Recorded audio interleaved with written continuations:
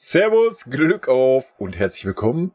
Ja, zum 1000 Subs sind's ja nicht, 1000 Follower, 1000 Subscriber, wie auch immer wir das nennen wollen. Wir sind eine Gemeinde von 1000 Menschen.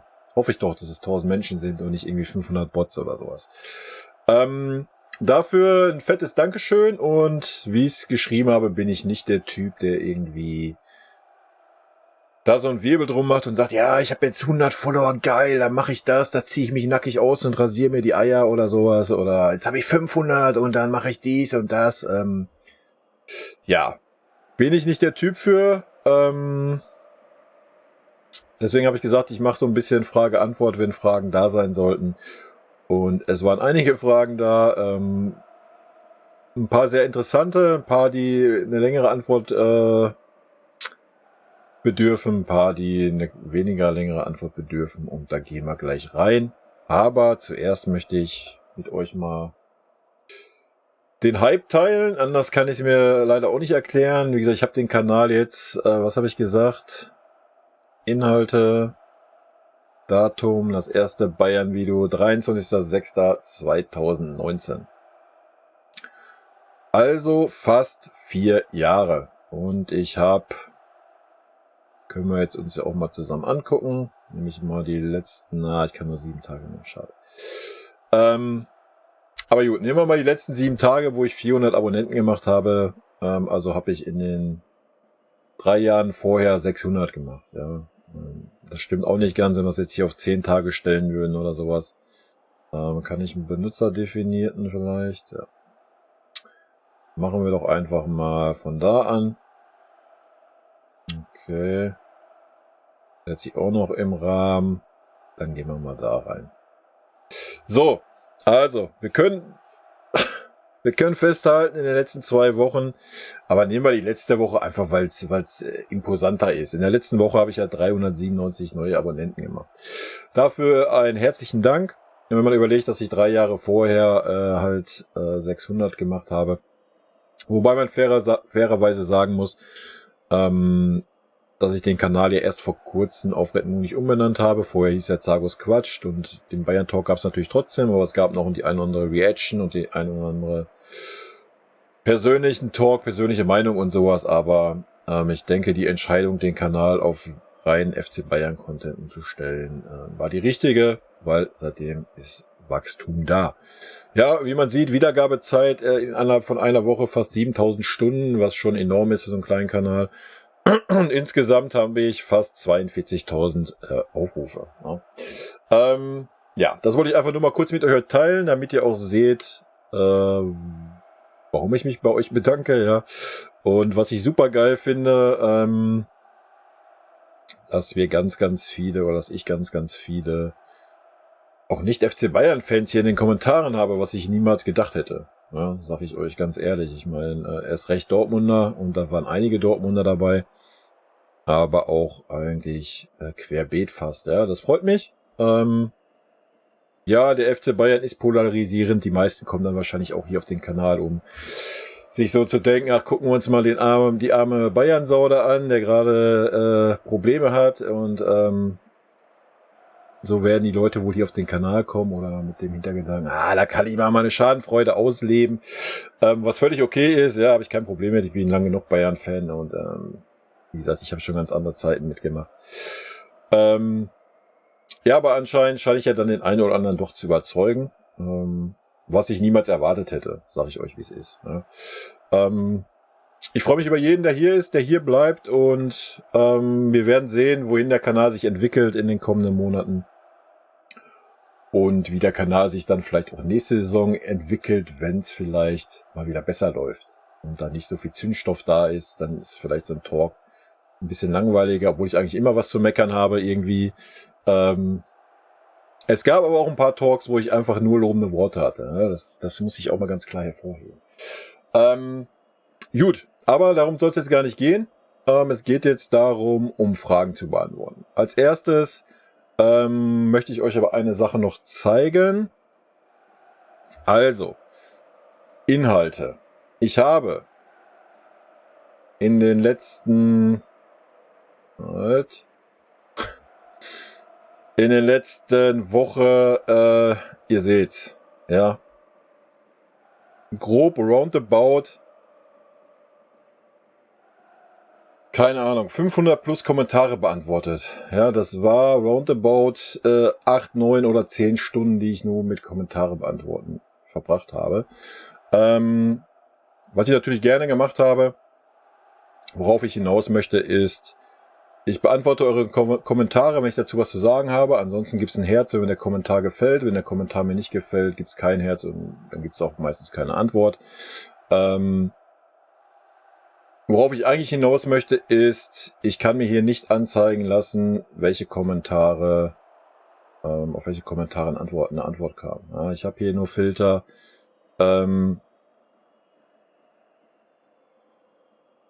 dass ich halt die sehe, die keine Antwort haben. Die kann ich rausfiltern lassen, zum Beispiel. Wartet mal. Antwortstatus. Oh, es gibt jetzt auch Antworten mit neuen Beiträgen anscheinend. Okay, geil. Diese Funktion gab es vorher noch nicht. Dann nehme ich das zurück. Dann werdet ihr eventuell in Zukunft dann auch eher eine Antwort auf eine Antwort haben. Also, dass so eine Diskussion entsteht. Das kann ich euch leider nicht versprechen. Wie gesagt, in der letzten Zeit war es extrem viel, um überhaupt die Kommentare alle zu lesen und zu beantworten, war schon, das ist leider, muss ich so sagen, in Arbeit ausgeartet. Aber natürlich in positiver Arbeit, ja, muss ich ganz klar sagen. Ja, wir haben so ein paar dabei gehabt. Ich glaube, ich habe insgesamt 4 Leute ausgeblendet. Davon einfach 2 Spasten, ein Rumspammer und einer, der da rumbeleidigt hat. Ansonsten war alles schön, alles tutti, alles gut. Und von daher ist das alles gut. Ja. So, jetzt werde ich mal irgendwas ausprobieren. Jetzt muss ich mal gucken. Ich habe mir die Fragen natürlich rauskopiert, aber ich mache jetzt einfach mal hier. Mal gucken, was er mir anzeigt, wenn ich hier mache. Wie sieht's mit Fragen aus? Wahrscheinlich überall, wo ein Fragezeichen ist, wird er mir reinballern. Ja, das können wir vergessen. Ich nehme die Frage, die ich mir rauskopiert habe. Eine, die ich nicht vergessen darf, die ich nicht raufgeschrieben hatte, ist, wie sieht's mit dem Podcast-Format aus? Da habe ich ja schon ein bisschen was zu gesagt. Die Frage war von A2B. Ich hatte das damals mal überlegt, allerdings war da das Publikum nicht da. Ja, irgendwie, weil ein Podcast, wenn du auf der Podcast-Plattform dann Zeug veröffentlichen möchtest, geht das nicht kostenlos, ja, und irgendwie, wenn sich das dann irgendwie 5 Leute anhören, lohnt sich das natürlich nicht, sowas zu machen. Was aktuell ist, die Playlist ist als Podcast deklariert. Das ist eine neue Funktion in YouTube, so dass ihr die auch eigentlich in YouTube Music finden solltet, den Podcast. Wenn ihr da nach Red Munich sucht, solltet ihr da irgendwas finden. Zumindest habe ich diese Option angeschaltet. Könnte ich ja auch mal nebenbei mal eben machen, ob ich da was finde. Ich weiß, wenn man im Auto ist oder so, ich weiß das selber, ich höre halt auch viel Podcasts so auf Spotify oder sowas. Wenn du YouTube aufmachst und machst es dann im Hintergrund, dann spielt das nicht weiter ab, was völlig Banane ist. Von daher verstehe ich den Gedanken dahinter. Ja, wie gesagt, normalerweise ist die Frage halt, wie man das findet. Das ist eine gute Frage. So zeigt er mir jetzt nichts an, wenn ich auf YouTube Music nur nach Red Munich suche. Ach doch, hier. Mediathek. Wenn ihr Red Munich sucht, solltet ihr eine Playlist finden. Mit Red Munich 66 Titel drin. Kann ich euch auch hier nochmal zeigen. So sieht das Ganze dann aus. Auf YouTube Music.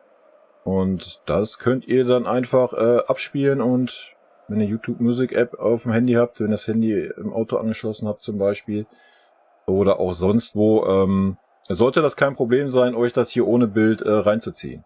YouTube Music. Ne? Ich kann auch mal gucken. Ja, ich denke mal, die Playlist wird immer dieselbe sein hier. Ja, die werde ich dann jetzt ab sofort unter meine Videos machen, denke ich. Aber wie gesagt, ihr müsst einmal nach Red Munich suchen bei YouTube Music, dann könnt ihr da das in eure Mediathek ballern und ja, dann könnt ihr das da abhören wie ein Podcast halt. Ne? Also da muss man nicht extra eine Podcast Software haben. Natürlich, wenn ein Rieseninteresse da ist, keine Ahnung, sollten wir hier weiter wachsen oder es sind viele Leute, die sagen, yo, ich hätte das gerne auch auf einer Podcast-Plattform, schreibt sie gerne in die Kommentare, dann mache ich mich da mal ein bisschen schlau, was ich da machen kann und es ist ja kein Problem, dass ich dann von dem Video den Ton nur nehme und den Ton euch hochlade. Das soll nicht das Problem sein. Gut, das war die erste Frage. Gehen wir jetzt rein in die anderen Fragen. Ich suche die Fragen jetzt alle nicht in den Kommentare raus, die finde ich nicht. Da sind so viele Kommentare. Ich habe mir die halt rauskopiert. Und da gehen wir rein. Die Frage ist von Geheim. Welche Zeit war für dich die schönste mit Bayern? Was meinst du, woher kommt eigentlich der Hass auf RB Leipzig? Okay, ich denke mal, du bist ein RB Leipzig-Fan. Welche Zeit war die schönste Zeit mit Bayern? Das ist ganz schwer zu beantworten. Ich habe in meiner Jugend eine sehr, sehr schöne Zeit gehabt mit den Bayern, auch wenn es da nicht so gut lief. Die schönste Zeit für mich, wo ich mich eigentlich am liebsten dran zurückerinnere, ist noch die Zeit mit Augenthaler, Wohlfahrt, Flügler. Ja, auch wir hatten Hansi Flick im Team, auch wenn das nicht so mein Fall war. So diese Generation, da waren wir jetzt auch noch nicht so super erfolgreich und so weiter, aber das war so, ja, das war meine Generation, wo ich halt auch viel in den Stadien unterwegs war, wo ich auch dann öfters in München war, was von mir übrigens nur mal nebenbei über 600 Kilometer entfernt ist. Olympiastadion war für mich mega, ja. Südkurve im Olympiastadion war einfach nur geil.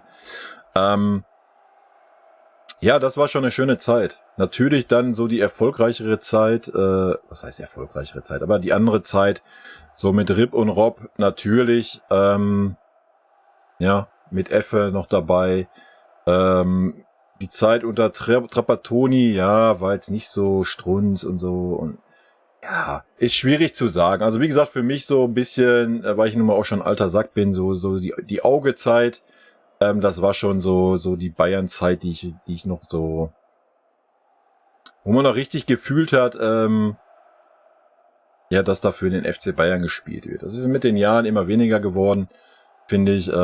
Deswegen auch immer so die Söldner-Aussagen heutzutage. Machen wir uns nichts vor, da hast du nicht mehr viele auf dem Platz stehen, denen du auch jetzt sagen könntest, ey, weißt du was, dem Verein geht's gerade schlecht, wir müssten mal 50% Gehalt einbehalten. Da wird sich auch Müller nicht drauf einlassen, der über 20 Millionen verdient, das nochmal nebenbei. Solche Leute hast du halt einfach nicht mehr. Das haben wir während Corona gesehen. Ja, traurig, aber das ist einfach die Entwicklung im Fußball. Deswegen würde ich schon die Zeit nehmen. Ja, natürlich war die Zeit auch schön, wo Lothar da war. Lothar war ja so in dieser Übergangszeit dann quasi nochmal bei uns, wo dann auch noch ein Lisa da war und so weiter. Das war auch noch eine schöne Zeit. Das waren alles noch so Typen, wisst ihr? Das ist, was mir aktuell so im Fußball fehlt, auch bei uns im Kader. Ja, es gibt nicht mehr diese Typen. Alles wird heutzutage rundgeschliffen. Keiner darf mehr Ecken haben. Alles muss Scheuklappen aufhaben, gefühlt. Ja. Und mit Typen meine ich jetzt nicht einen Knabri, der Schickimicki-Touren, was weiß ich wohin macht. Ja. Das hätten sich andere Spieler gar nicht erlaubt. Ja, dass man mal in der guten alten Zeit mal ein Ballern war oder so, oder meine Disse war. Alles gut, ja. Aber es fehlen einfach die Typen im Fußball mittlerweile, ja. Leider Gottes. Muss man leider so sagen. Ja, das so zu der Zeit. Was meinst du, woher kommt eigentlich der Hass auf RB Leipzig? Ja, ich denke, die Frage kannst du dir selber beantworten, oder? Es ist halt einfach ein zusammengekaufter. Also erstmal muss man sagen, von der sportlichen Seite her machen sie es gut. Ja. Da ist es jetzt nicht so, dass man sagt, wir kaufen alles teure ein, so wie es Newcastle macht oder und so weiter. Wäre das Potenzial natürlich auch da. Müssen wir nicht drum herum reden. Von Bayern-Seite Hass würde ich gar nicht sagen, will ich gar nicht von sprechen. Warum auch? Warum von anderen Vereinen der Hass da ist doch ganz klar. Die anderen Vereine, die müssen über Jahre gut wirtschaften. Guckt euch die Vereine an, die Traditionsvereine in der 2. Liga spielen, 3. Liga, 4. Liga, 5. Liga. Und dann kommt da einfach so ein Unternehmen, Red Bull, und sagt, ja, ich nehme jetzt mal, ich weiß gar nicht, welcher Leipzig-Club es war am Anfang. keine Ahnung, stecke ich nicht ganz genau drin, aber irgendwas war da noch mit FC Leipzig und den haben sie dann übernommen und dann fusioniert mit dem Verein, damit sie gleich direkt irgendwie in der 4. Liga sind und so weiter und so fort. Und ach, das war volles Chaos und einfach nur dasselbe wie Hoffenheim. Das ist einfach, wenn Menschen oder Unternehmen da sind, die Geld in die Hand nehmen, sich einen Fußballverein kaufen und den dann in die 1. Liga führen. Und ja, das ist dann gekaufter Erfolg. Ja, und nicht erspielter Erfolg, so wie es bei uns ist. Ja, bei uns kam kein Unternehmen, keine Privatperson hat gesagt, ach komm, hier, ihr seid der FC Bayern, hier habt ihr jetzt mal das und das und gebt mal Gas. Nee, das war bei uns nicht. Ja, bei uns kam der wirtschaftliche Erfolg über den sportlichen Erfolg, so wie es halt gang und gäbe ist. Und deswegen haben so viele Fans halt einfach Hass auf RB Leipzig, auf Hoffenheim, selbst auf Wolfsburg und Leverkusen, die Firmenunternehmen sind. Leverkusen wird ja immer so ein bisschen runtergespielt, aber da steht halt von Anfang an Bayer hinter, ja. Die haben da auch oft genug irgendwelche Zahlungen ausgeglichen und hast du nicht gesehen, gerade unter Kallmund, der in Schlitzohr war, da müssen wir uns alle nichts vormachen. Das ist das ganze Problem, was die Leute mit RB Leipzig haben. Ja. Ja, irgendwo ist es ein bisschen geheuchelt. Ich denke, wenn irgendwie, keine Ahnung, zu Eintracht Frankfurt oder sonst wo irgendjemand hinkommen würde, würde sagen, hier habt ihr 200 Millionen, ja. Haben wir ja in Hertha gesehen. Ich bin jetzt Anteilseigner hier in der Minderheit und ja, dann würden wahrscheinlich die wenigsten Clubs auch sagen, ach nee, lass mal, wollen wir nicht. Ne, also von daher, ja, keine Ahnung, aber RB Leipzig ist mir am Ende des Tages völlig egal, sag ich dir ganz ehrlich. Für mich ist das ein Club, der keinen Reiz bietet. Ne? Ja, sie fahren ein gutes Konzept, so mit jungen Spielern holen, ausbilden. Fairerweise muss man auch sagen, dass das Konzept über Salzburg läuft, was ein und dasselbe Unternehmen ist, was da gemauschelt wird, auch finanziell, kann kein Mensch nachvollziehen. Das ist auch noch ein Grund, warum man da einen Hass drauf haben kann. Ja, und deswegen, selbst wenn Leipzig die Meisterschaft holen würde, selbst wenn Leipzig uns über 5, 6 Jahre den Rang ablaufen würde, hätte das keinen Wert in meinen Augen. Ja? Das ist das halt. So, man ist nicht sportlich irgendwie in die 1. Liga gekommen. Ja? Nee, das ging über Geld. Ja, na klar, musstest du dann auch den Erfolg in der 2. Liga haben und aufsteigen, alles keine Frage. Ja, aber man sieht ja jetzt auch. Ja, ja, schwieriges Thema, aber jetzt nichts, was mich irgendwie hart triggert oder so. So wie es bei den meisten Dortmundern so der Fall ist, die ja immer von wahre Liebe und Tradition erzählen. Dieses wahre Liebe ist ungefähr derselbe Mist wie das Mies Samir. Aber anderes Thema. Man darf das alles nicht mehr so hochhängen. Man muss sehen, der Fußball entwickelt sich leider in die Richtung. Wir müssen nur nach England gucken oder in irgendwelche anderen Ligen. Bei uns ist aktuell noch der Riegel davor geschoben. Die Frage wird sein, wie lange. Ja, ist auf jeden Fall eine Entwicklung, die ich persönlich nicht mag, auch wenn es dann darum geht, wie ja, Liverpool übernehmen oder sonst was, wo ja Tradition dahinter steckt. Am Ende des Tages ist es kein bisschen was anderes. Ne? Liverpool hat sich den jüngsten Erfolg auch nicht irgendwie sportlich unbedingt erarbeitet. Der wurde halt auch erstmal eingekauft und dann sportlich erarbeitet. Ja, schon logisch. Aber ihr wisst, was ich meine. Ja, diese finanziellen Mittel wurden halt nicht sportlich erspielt. Ja, wie es bei anderen Vereinen ist. Ja. Gut, Seed Monkey hat ein paar Fragen mehr, auch aus Leipzig. Anbei meine Fragen, seit wann bist du Fan? Seitdem ich denken kann. Bist du in einem Fanclub organisiert? Ich bin im Fanclub Nummer 12 Mitglied. Ich weiß gar nicht wie lange, einfach nur um die Jungs, ja, die da Choreos machen und sowas, mit ein bisschen, ja, ist ja nur ein kleiner Mitgliedsbeitrag zu unterstützen. Ansonsten bin ich seit Jahrzehnten Mitglied im Verein. Ansonsten bin ich in keinem Fanclub. Ich bin früher zu meiner aktiven Zeit, wo ich viel in den Stadien unterwegs war, sind wir halt auch viel mit einem Fanclub aus Bochum mitgefahren. Es gibt auch noch die Hammer Reds hier. Das ist so ein Fanclub, der ab und wann mal von Hamm aus nach München fährt. Aber wirklich aktiv bin ich aktuell in keinem Fanclub vertreten. Ich hatte schon mal vor ein paar Jahren überlegt, selber einen zu gründen, weil es nicht so wirklich jetzt da, wo ich wohne, so einen aktiven Fanclub gibt. Aber dann sind wir wieder beim Zeitfaktor, ja. Und Alles nicht so einfach. Deine persönliche Top 10 All-Time Bayern-Spieler, mit denen du etwas verbindest. Da gibt's zu viele. Da gibt's zu viele einfach. Da würde ich nicht auf 10 kommen. Ja, da gibt's ganz, ganz viele aus jeder Generation halt. Wie gesagt, so Auge und Roland Wohlfahrt war für mich auch so eine Kanone, ein total unscheinbarer Stürmer irgendwie, hat trotzdem immer seine Hütten gemacht, war auch eigentlich jedes Jahr in der Kritik, ja, jedes Jahr wurden irgendwelche Top-Stürmer verpflichtet, und wird am Ende immer gespielt, Roland Wohlfahrt. Solche Spieler, Auge natürlich, ja, gerade so die defensiven Spieler, wir können auch ganz weit zurückgehen, wovon ich relativ wenig mitgekriegt habe, Franz Beckenbauer, Gerd Müller, brauchen wir nicht drüber reden, Sepp Meier, ja, absolut Megatyp.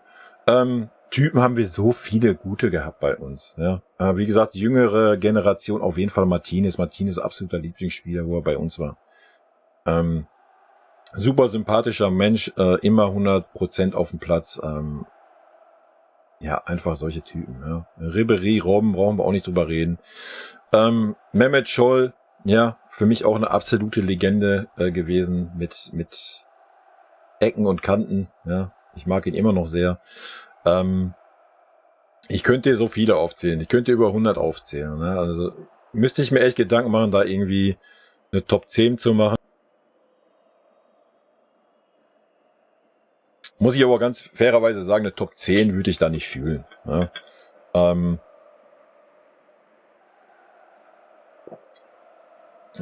Erstens ist es ein Mannschaftssport. Wie schwitzt mich schon mit Wasser voll. Na klar, haben immer welche rausgestochen.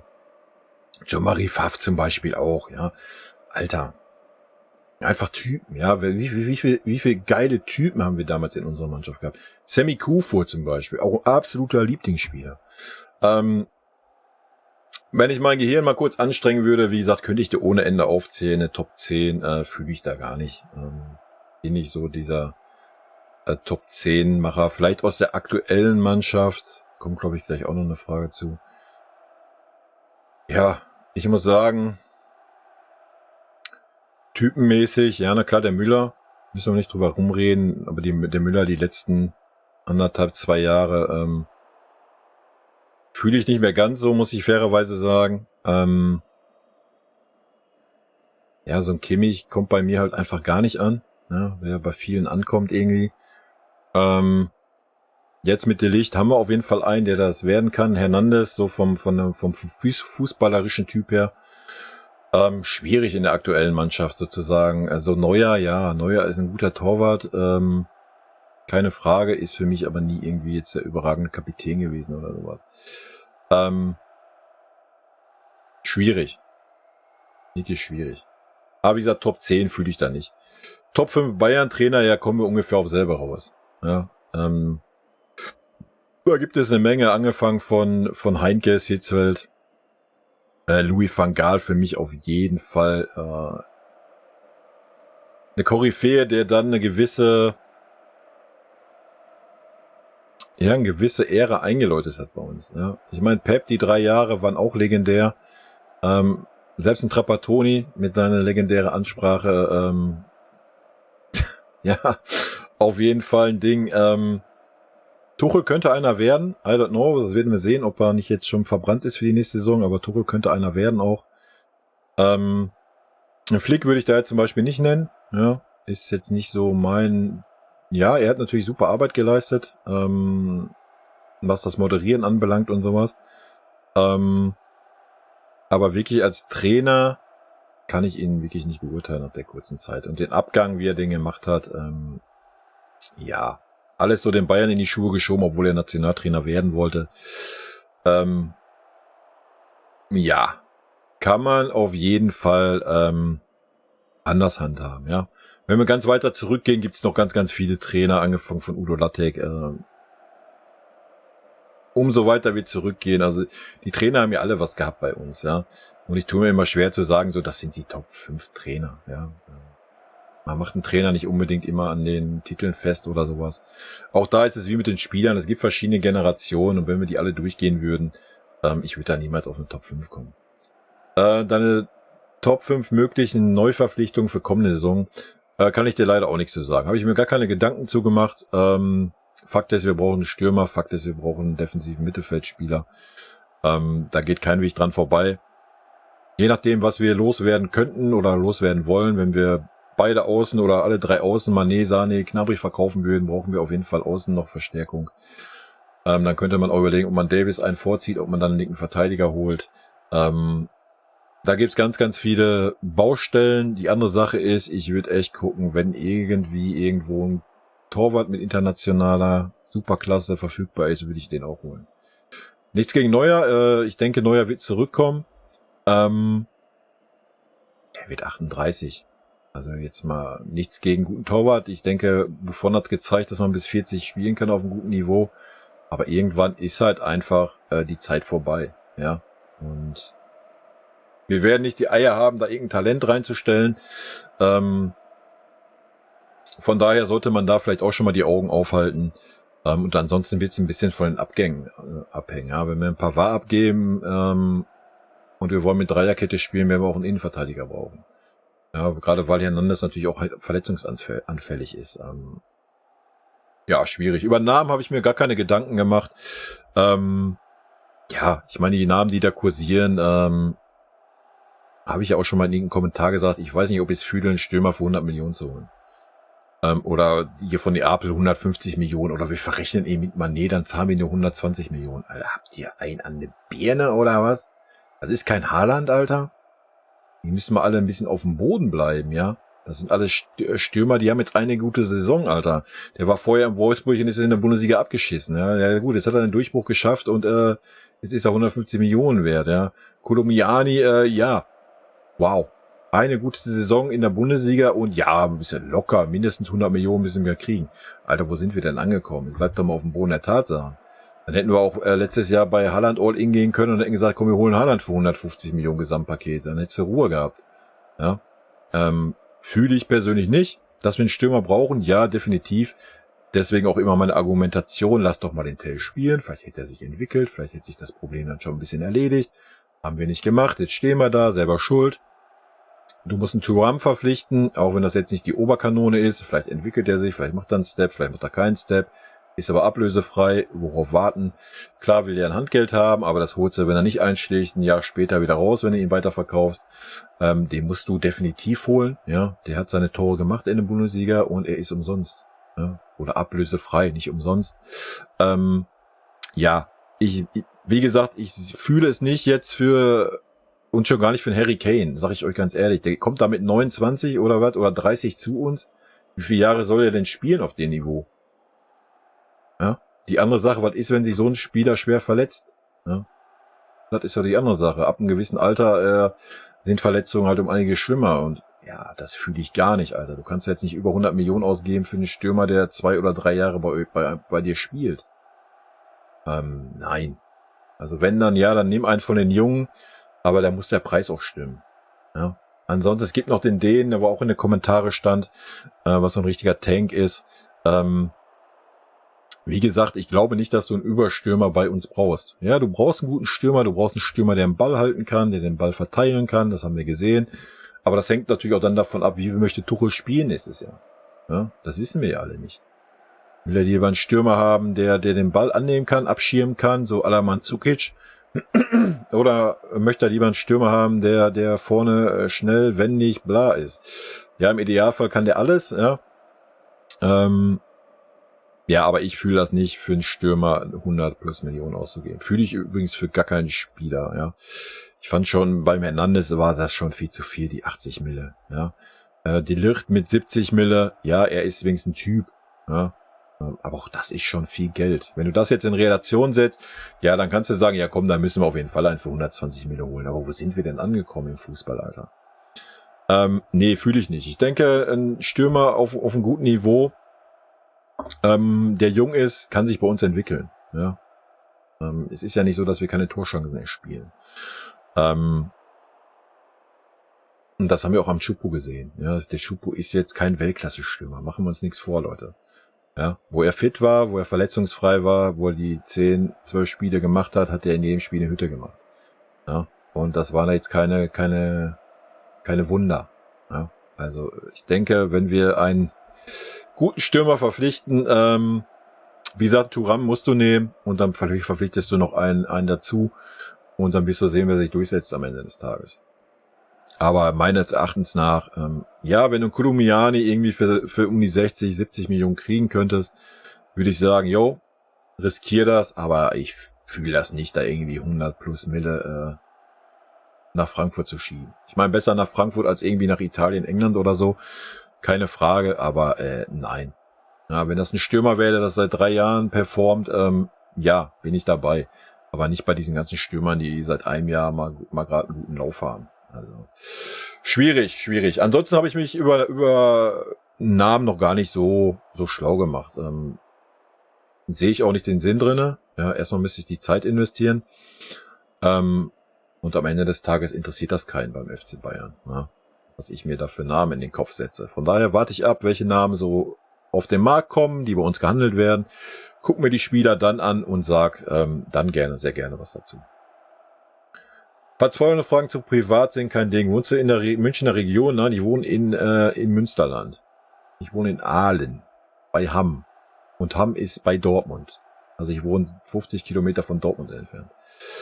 Deswegen sage ich ja, ich habe schon ganz andere Zeiten mitgemacht. Wo ich in der Schule war, waren wir, ich weiß gar nicht, welches Jahr das war, welche Saison. War das Trapattoni sogar? Wo wir 12., 13. waren oder sowas. Da habe ich gut gelitten. Generell habe ich in meiner Jugend gelitten als Bayern-Fan, weil in meiner Jugend gab's nur Dortmund und Schalke. Ne? Und da war Bayern noch nicht so verbreitet, wie es heute immer genannt wird, Erfolgsfans, die überall aus dem Boden schießen, dann wenn eine Mannschaft Erfolg hat. Das war halt früher nicht der Fall. Ja. Von daher war ich da früher noch in der Unterzahl. Ja.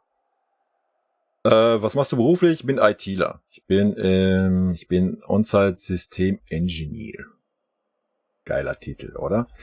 Ja, wie gesagt, ich bin ITler. Ich arbeite bei einem Systemhaus, was einen Service für ein sehr großes Unternehmen an einem Standort vor Ort macht. Ich hocke halt da im Büro und wenn irgendwelche IT-technischen Probleme da auftauchen, bin ich halt der Ansprechpartner da vor Ort. Gut. Seed Monkey. Fragen wir das. Nee, Andrinho, ich nehme die mal mit rein, auch wenn er so ein Kölner Troll ist, ne? Habe ich schon durchschaut. Ich weiß gar nicht, ob er noch hier auf dem Kanal ist. Frage an dich, hast du deine Infos wie alle aus den Medien oder hast du einen Insider, einen Maulwurf, der News sendet? Was macht dich zum Experten in Sachen Bayern und Bundesliga? Habe ich ihm ja schon darauf geantwortet gehabt. Also ich sehe mich natürlich nicht als Experte von Bayern oder der Bundesliga. Ja. Auf gar keinen Fall. Meine Infos habe ich natürlich von Insidern natürlich, aber Bratzo und Olli, die letzten 4 Wochen kam da nichts mehr. Die haben, glaube ich, gerade andere Beschäftigungen.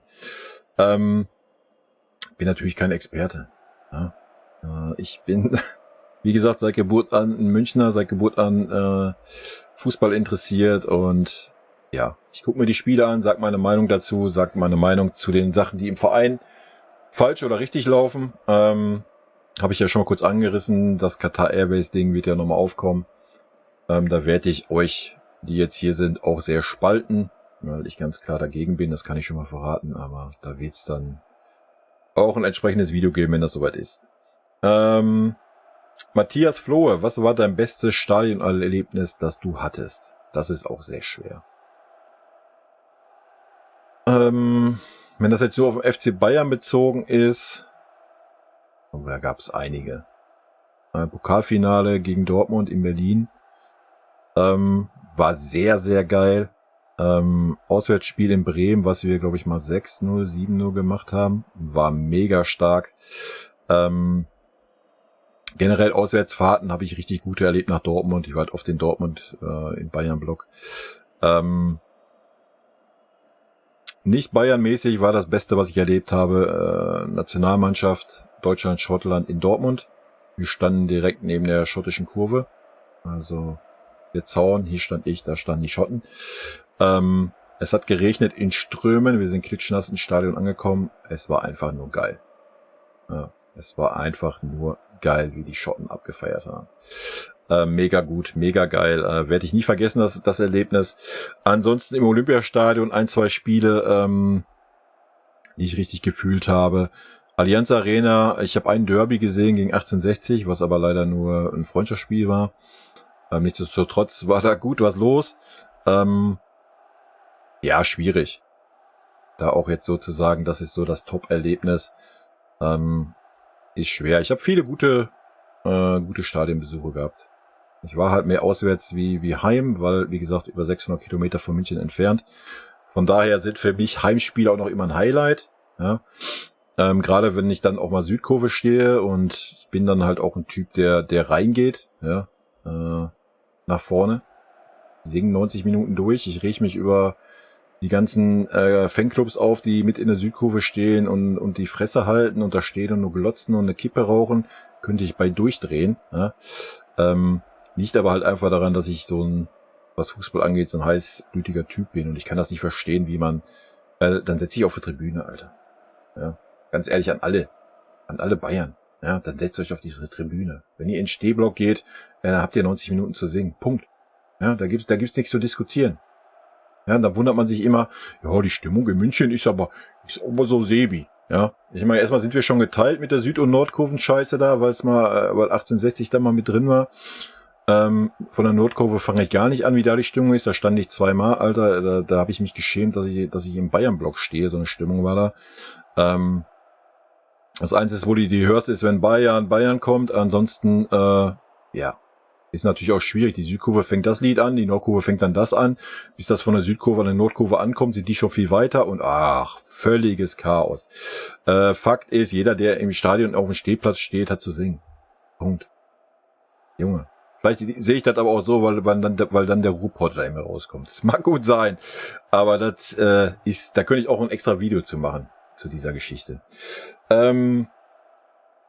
Gut, das mal dazu. Wie gesagt, ihr merkt schon, ich habe jetzt nicht, wo ich sage, ja, boah, wow, hier war aber das Bombenerlebnis, dann hier, das war zweitbeste, drittbeste. Nee, ich habe halt einfach viele super geile Erlebnisse gehabt. Ja, also ich habe mal 2-3 Jahre, waren wir super viel auch mit Bochum unterwegs, haben Bochum unterstützt. Da ich war zweite Liga, glaube ich, da war ich sehr viel unterwegs. Plus die Bayern-Spiele dann, also wir waren Bayern-Fans, die dann auch die Bochumer mit unterstützt haben. Das war noch Zeit, da war ich noch in Uerdingen unterwegs und da habe ich Klamotten erlebt, Alter, ja, darf man ja hier gar nicht erzählen, so eine Sachen, ja. So heute Ultra-Geschichten, früher waren das keine Ultras, da nannte man das noch Hooligans und so eine Sachen. War ja nur 5 Uerdingen und so in diesen ganzen Stadien in Grotenburg und so war ich, Alter, das war alles geil, ja. Das kannst du halt mit heute gar nicht mehr vergleichen. Heute ist ein Stadionbesuch, gehen wir heute in die Allianz Arena, Alter. Das ist halt, ja, es ist darauf ausgelegt, auf diesen, was man uns ja auch vorwirft, diesen Stadiontourismus.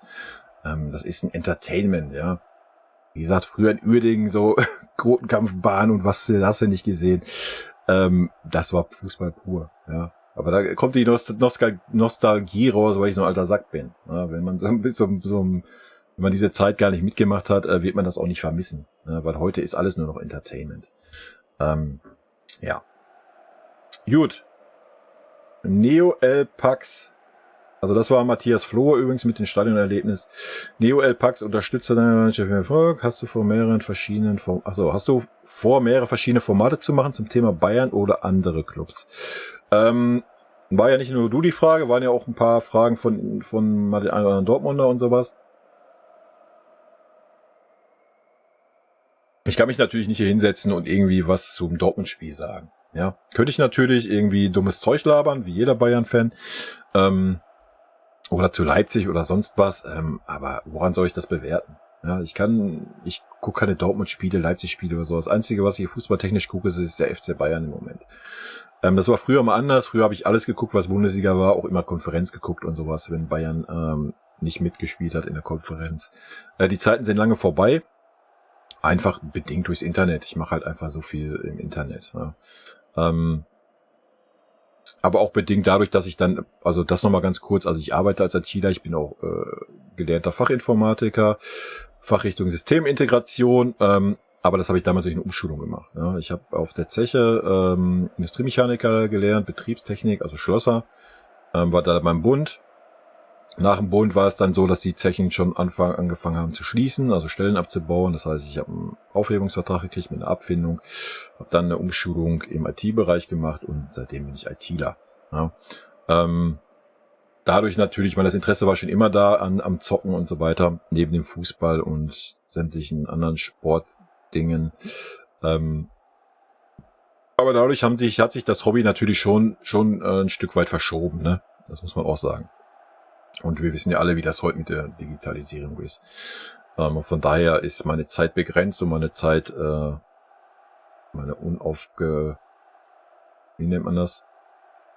Nicht ablenkende Zeit widme ich den FC Bayern und nicht irgendwelchen anderen Clubs.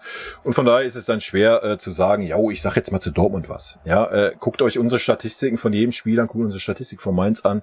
Waren wir auf dem Papier die klar bessere Mannschaft, waren wir aber im Endeffekt auf dem Platz nicht. Ja. Von daher ist es dann schwierig zu sagen, ich beurteile jetzt aber mal nur an den Ergebnissen das und das. Nee, klar könnte ich am Sonntagabend mich hinsetzen und sagen, die Ergebnisse, das hat mich aber gewundert, da hätte ich das erwartet. So, klar kriegt man ein bisschen was mit, was man so liest und sowas. Aber ich könnte jetzt niemals mir so eine fundierte Meinung bilden, wie ich es jetzt beim FC Bayern mache, weil da sehe ich, was passiert. Und dann kann ich dazu was sagen, ja. Und nicht einfach nur, da ist das Ergebnis. So, kann ich nicht. Das sind Dinge auch Möglichkeiten. Deswegen habe ich ja gesagt, wenn euch das irgendwie interessiert, würde ich mich dazu herablassen, mir wieder die Spiele der deutschen Nationalmannschaft anzugucken, die ich seit Jahren nicht gucke. Weil es einfach nichts mehr für mich ist. Ja, aber das könnte ich machen. Das wäre so eine neutrale Geschichte. Alles andere ist schwer. Ja, na klar, könnte ich mir die Ergebnisse am Spieltag angucken und da irgendwie 2, 3 Sätze zu sagen. Aber wie gesagt, wenn man die Spiele nicht gesehen hat, kann man da auf jeden Fall nicht ins Detail gehen oder auf irgendwelche Spieler eingehen. Ich könnte jetzt nicht sagen, der Reus ist aber scheiße in Dortmund und ich habe den Reus gar nicht gesehen, zum Beispiel. Ja. Solche Dinge gehen halt einfach nicht. Andere Formate, wir haben ja jetzt den Taktikfuchs, der mir so in den Kopf geschossen ist. Dachte ich mir, was jetzt mal gerade interessant ist, hau ich mal meine Aufstellung raus. Das ist ja ganz gut angekommen. Wenn das weiterhin so gut ankommt, werde ich das machen. Die Frage ist, wie wird's sein? Wie gesagt, wenn wir mal wieder in der Spur sind, dann stellt sich die Mannschaft ja auch ein bisschen von selber auf und so weiter und so fort. Muss man mal alles abwarten. Wenn ihr Ideen habt, haut sie mir gerne hier in die Kommentare. Ich lese das und wenn ich da Bock drauf habe, werde ich da auch gerne versuchen, was umzusetzen. So, Alan Taylor. Bin auch Bayern-Fan, aber dein Inhalt ist interessant. Bin auch kein Bayern-Fan, aber dein Inhalt ist interessant.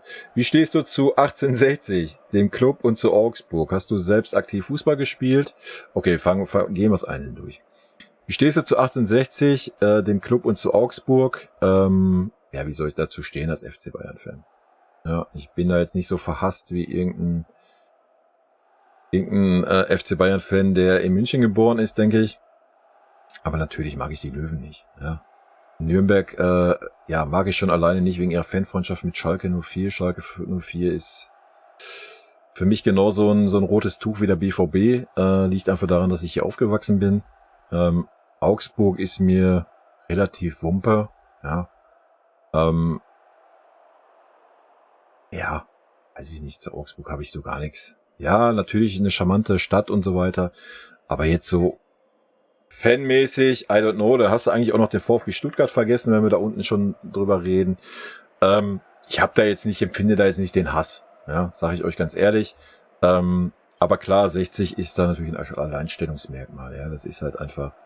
Aber ich setze mich jetzt nicht hin und sage, ich hasse alle 60er oder so ein Scheiß, ja, dafür bin ich auch zu alt. Aber natürlich ist das nichts, wo ich jetzt irgendwie die Clubs abfeiern will oder sowas. Hast du selber aktiv Fußball gespielt? Ja, habe ich, aber nur angefangen in der C- oder D-Jugend.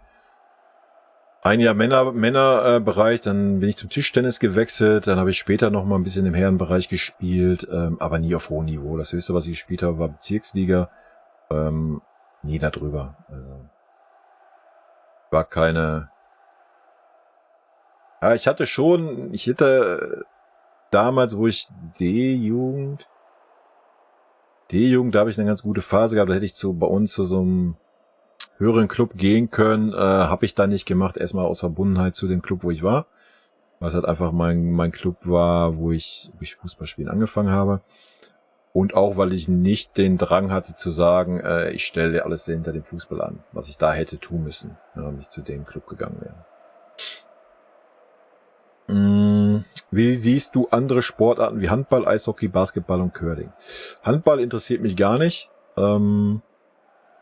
Weiß ich nicht, bin ich nie mit warm geworden, haben wir letztens auch einen Stream gehabt. Obwohl wir hier haben ja mal, ich weiß gar nicht, spielen die immer noch zweite Liga? Ich weiß gar nicht, ob die auch mal erste Liga waren. Stimmungsmäßig ist da immer gut was los. Eishockey dasselbe. Auch da gab's die Hammer Eisbären mal. I don't know, ob es die noch gibt. Basketball habe ich noch weniger mit am Hut gehabt. Früher ein bisschen selber gespielt, ja, aber auch nur so hobbymäßig. Dank meiner Größe, aber nie eine Kanone gewesen. Nicht mein Ding. Curling finde ich witzig. Ja, wenn ich die Zeit habe bei Olympia, gucke ich Curling. Ansonsten, ich habe Tischtennis gespielt auf Vereinsebene einige Jahre, auch recht erfolgreich. Tennis habe ich viel gespielt. Ansonsten, ja, Badminton spiele ich super gerne, habe ich auch mal eine Zeit lang ein bisschen aktiver gespielt. Also so richtig Badminton, nicht Federball. Ja, das sind so meine Sportarten gewesen. Ja. Ich glaube, ich vergesse gerade nichts, ich überlege noch, aber was ich gerne gemacht hätte, wäre American Football gewesen. Allerdings gab's das leider erst, wo ich schon alter Sack war bei uns. Ja, so vereinsmäßig. Leider gab's da vorher nichts. Das wäre eine Sache gewesen, wo ich noch Bock drauf gehabt hätte. Deine weiteste Auswärtsfahrt, national und international. International kann ich kurz machen, habe ich keine gehabt. Meine längste Auswärtsfahrt, national. Auswärtsfahrt. Das ist schwierig, weil, wie gesagt, ich komme aus dem Ruhrpott, da ist ja Berlin. Eigentlich ist die Heimfahrt die längste. die Heimfahrt wäre die längste.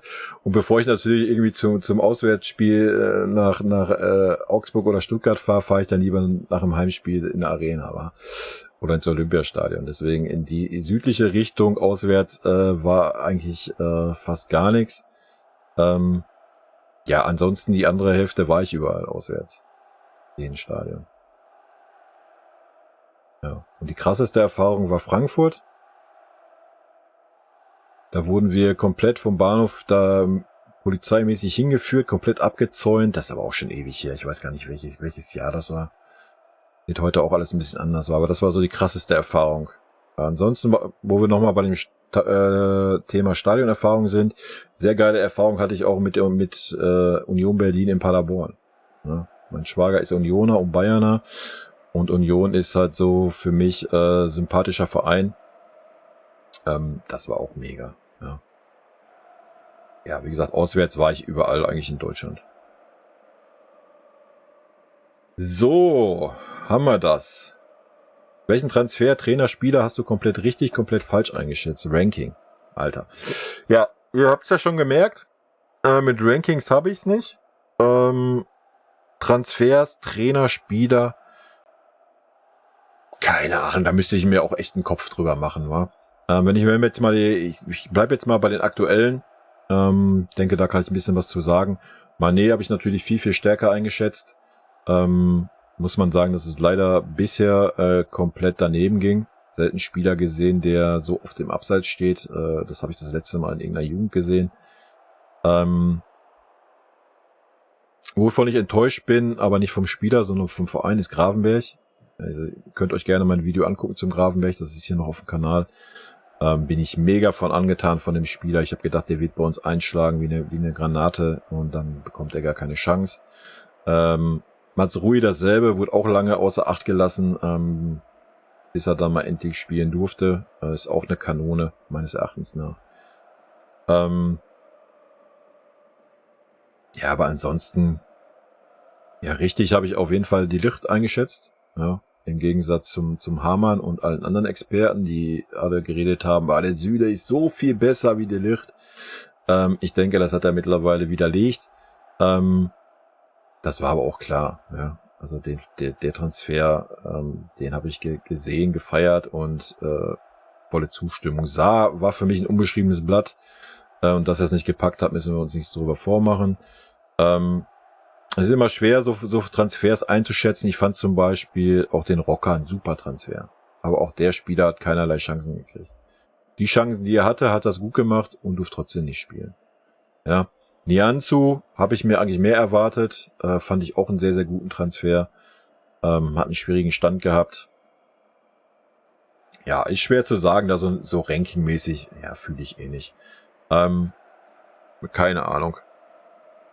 Wie gesagt, du kannst mich konkret zu irgendwelchen Transfers fragen, da sage ich dir meine Meinung, aber ich bin jetzt auch keiner, der hier sitzt und denkt so, ja, boah, wow, da habe ich aber richtig gelegen und so. Nee, ich lebe immer so im Hier und Jetzt. Das ist ja, was ich sagte. So, ich beurteile, was ich sehe. Deswegen spielt es für mich auch keine Rolle, ob Gnabry jetzt so ein Jahr scheiße war, wenn er Samstag spielt und macht Samstag 3 Hütten und ist super stark und ackert auch mal das mit nach hinten, was er nach vorne macht, dann wird er von mir auch in den Himmel gelobt werden. Ne? Wie gesagt, ich beurteile das, was ich sehe. Und nicht, ja, beim Opa war es jetzt mal einmal, da habe ich so ein bisschen gezögert, weil ich wollte den Opa jetzt nicht ganz rund machen und weil ich den Opa mag. Klar spielt da immer auch so ein bisschen das Persönliche mit rein.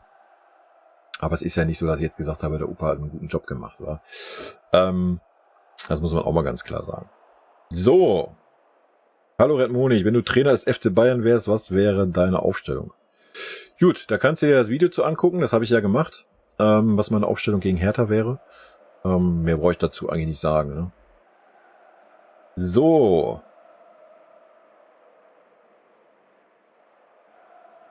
Eieiei, noch so eine Frage.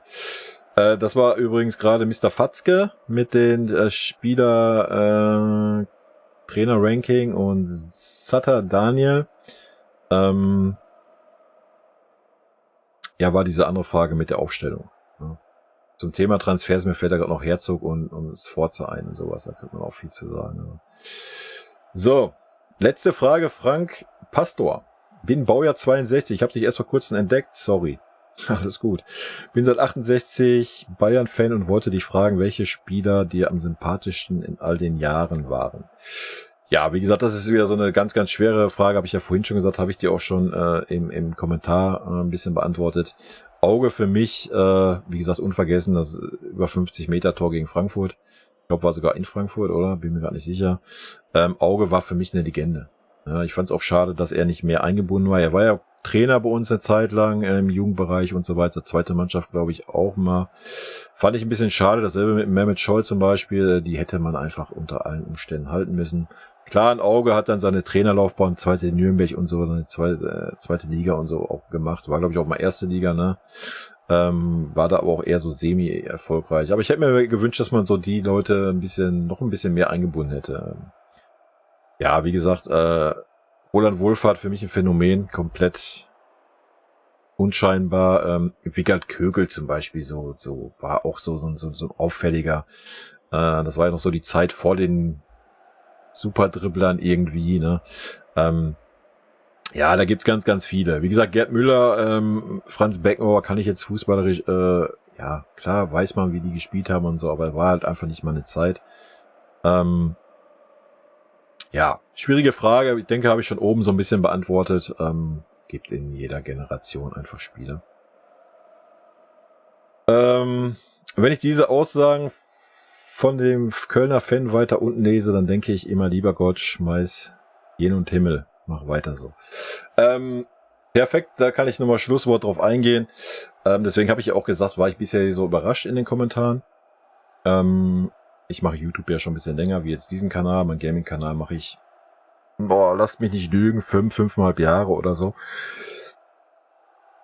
Ich habe schon alles durch in dieser Schiene, ja. Und heutzutage ist es ja, viele Leute lesen schon gar keine YouTube-Kommentare mehr, weil da 80% nur Scheiße drin steht. Ja.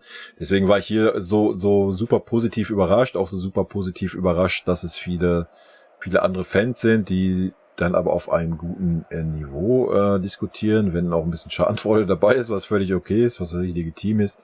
Denk mal, wenn man 10-mal Meister geworden ist und dann mal eine schlechte Phase hat, dann darf der Rest auch schadenfroh sein. Nee, aber ja, Ich habe da eher Spaß dran, wenn also wenn es nicht beleidigend wird, sondern nur so ein bisschen beleidigend und so ein bisschen so versuchen, so die Triggerpunkte zu drücken bei mir irgendwie. Dann habe ich da mehr Spaß dran, ja, die ein bisschen gegenzureizen, weil mich das nicht poppt. Ja, ich bin erwachsener Mann. Ich weiß, wie der Hase läuft. Ich weiß, was ich kann, was ich nicht kann. Ich bin immer straight, immer ehrlich. Ich sage immer offen meine Meinung. Ihr werdet nie hören, dass ich hier sage, ich finde Gnabry aber gut. Also machen wir ein anderes Beispiel. Wenn ich wüsste, so, ja, Gnabry ist super, oder Mané. Nehmen wir Mané als Beispiel. Mané ist ja Weltstar und war ja voll gehypt, wo er bei uns kam, nach uns kam und so weiter. Hätte ich mich auch hinstellen können und sagen können, ja, Mané super und er hat leider Pech mit seinen Abseitsstellungen, aber er ist super, reißt sich immer den Arsch auf und so. Ja, ein bisschen so mehr loben, damit irgendwie ein paar mehr Leute reingucken oder sowas. Nee, werdet ihr nicht erleben. Ja, also ich werde immer meine Meinung, und das betrifft aber nicht nur den FC Bayern, das ist bei allen so. Ich bin einfach, ein ehrlicher Typ. Ne? Ich hasse es, wenn man Menschen aus Höflichkeit, aus Respekt oder aus Nichtmögen anlügt. Ich mag das einfach. Ich kann keine Menschen anlügen. Ja, man kann mal irgendwie was verschweigen, was weiß ich. Dummes Beispiel, ja, keine Ahnung, der Klassiker, die fragt eine Frau, ist sie zu dick oder sonst irgendwas, so, dann behält man seine Meinung schon mal für sich, aber also die Leute in meinem Umfeld wissen schon, wie ich bin, die fragen mich sowas nicht, wo sie nicht eine wahre Antwort drauf haben wollen, ja. Nee, so bin ich halt einfach, also, ja, und das wird sich auch nicht ändern. Und das ist auch egal, ob jetzt hier 100 Abonnenten sind, ob es 1000, 10.000, ob es 1 Million wären, das wird alles an meinem Verhalten nichts ändern. Ja. Ich streame auch auf Twitch so ein bisschen Gaming. Ja, da ist es genauso. Ja. Ob ich da jetzt 10 Zuschauer habe, ob ich 100 habe, ich habe auch schon einmal 1000 gehabt durch den Raid vom Kollegen.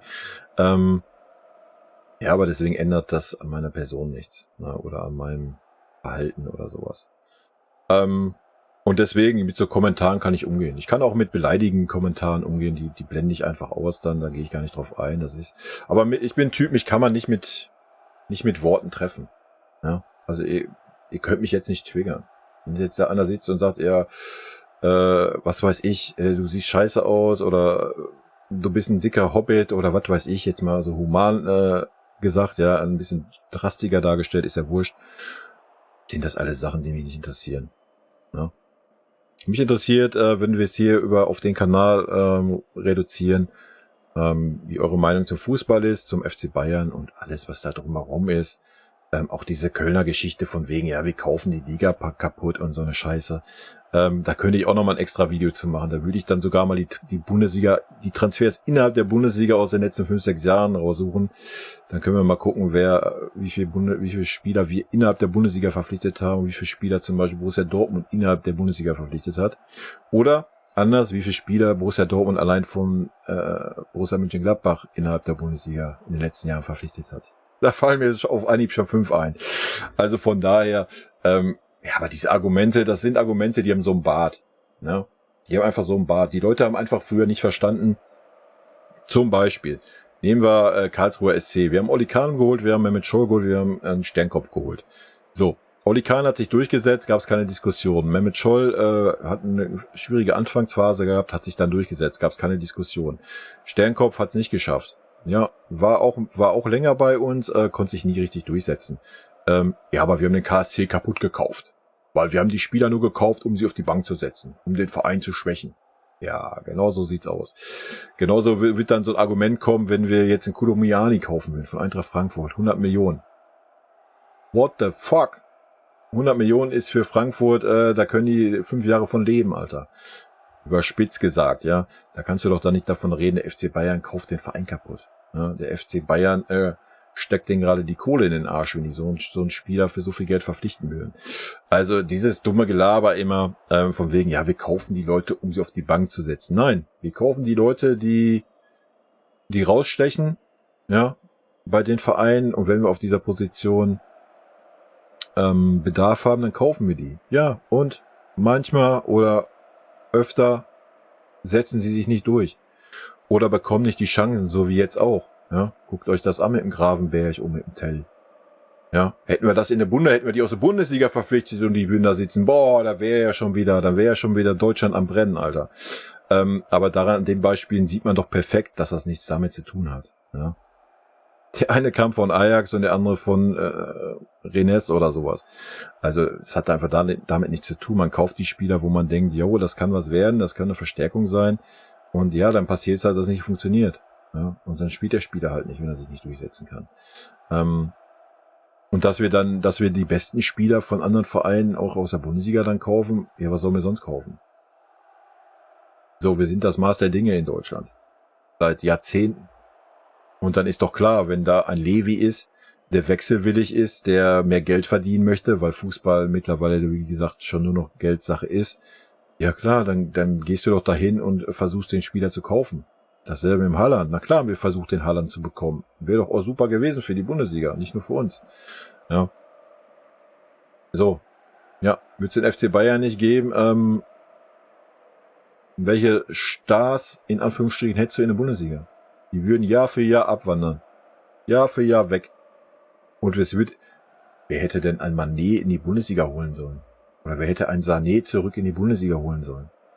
Und da kannst du Beispiele aufzählen wie, ja, also, diese Argumente, wir kaufen die Bundesliga kaputt, wir kaufen irgendeinen Verein kaputt, Alter.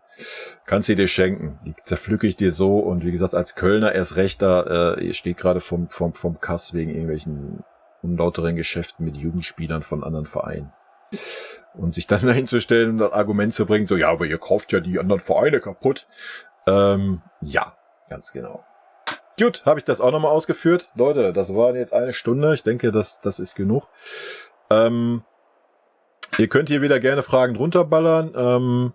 Kann ich mir vorstellen, vielleicht einmal im Monat irgendwie sowas zu machen, wenn irgendwie ein paar Fragen da sind.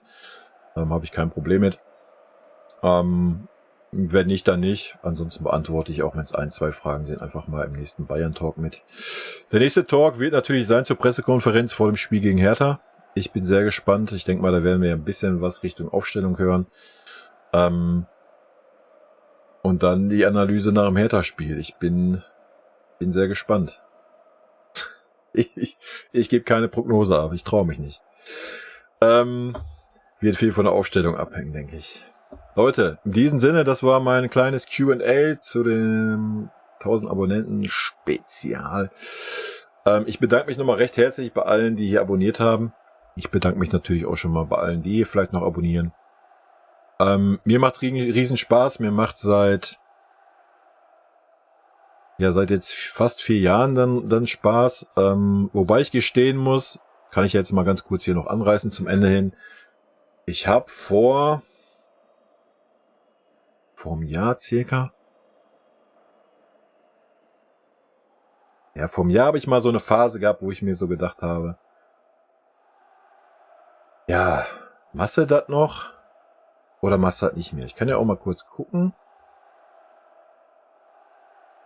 Oh, da müsste ich ja schon so rumgehen. Ich meine, zum Glück habe ich es durchgezogen, machen wir uns nichts vor. Aber ich gehe mal kurz hier so ein paar Monate zurück, um das mal kurz zu gucken. Aber ich meine, es war schon immer gut eigentlich, so von den Aufrufzahlen war es echt okay. Obwohl, wenn man jetzt hier sieht, so Ende letzte Saison 130 Aufrufe, 5 Kommentare. Ja, da hat man sich dann schon irgendwann so ein bisschen überlegt, ist es das wert, das zu machen? So, weil es ab und wann halt auch stressig ist. Ja? Ich mache das meistens direkt nach dem Spiel oder halt so 10, 15 Minuten nach dem Spiel, um ja alles noch frisch im Kopf zu haben und die Erinnerung noch zu haben. Und ja, das passt natürlich auch nicht immer so ins Zeitkonzept rein. Ne?